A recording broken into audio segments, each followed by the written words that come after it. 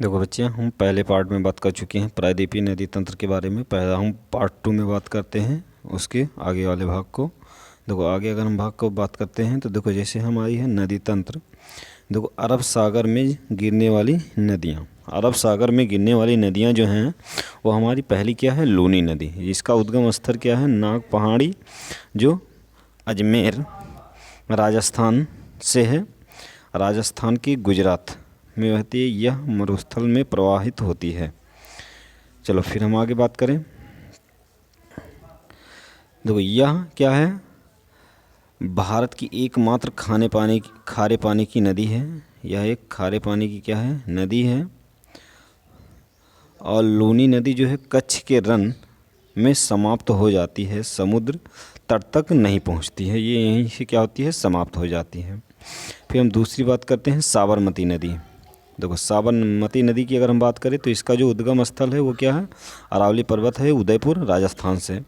राजस्थान से ये गुजरात में जाती है, गुजरात गांधीनगर अहमदाबाद इसके किनारे स्थित है। ये अपना जल क्या करती हैं, खंभत की खाड़ी में अरब सागर में ले जाके गिराती हैं। फिर कहेंगे प्रारंभ में यह क्या है, वाकल नदी के नाम से ये क्या कहती थी, जानी जाती थी। चलो फिर हम आगे चलते हैं। फिर हम बात करें महानदी, माही नदी। देखो माही नदी का जो उद्गम स्थल है वो विंध्य पर्वत है, एमपी से। एमपी राजस्थान गुजरात से बहती हुई वो क्या करती हैं, अरब सागर में जाके गिरती हैं। फिर हम बात करें कि अपना जल जो है खंभात की खाड़ी में ले जाकर ये गिराती हैं। यह कर्क रेखा को क्या करती है, माही नदी 2 बार काटती है।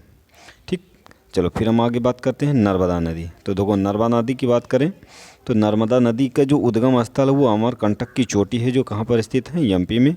इसकी जो ऊंचाई है, लंबाई है वो 1310 किलोमीटर नर्मदा नदी की ऊंचाई है, सॉरी लंबाई है।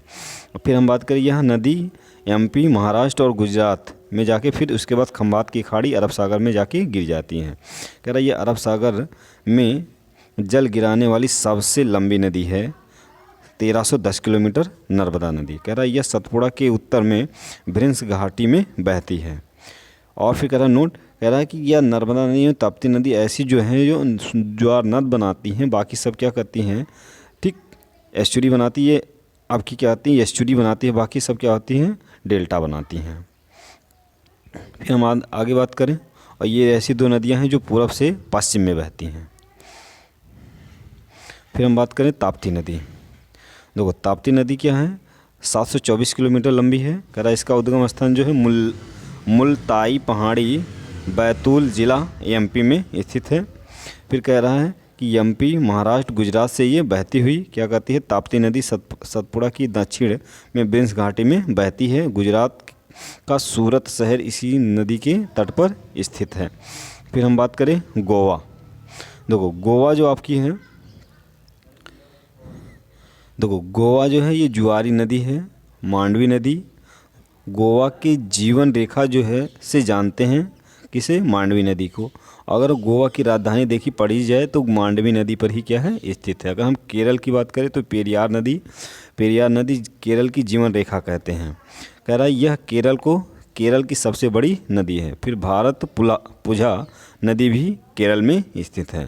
तो इस प्रकार से हम भारत की प्रायद्वीपीय नदियों को हम कवर कर चुके हैं।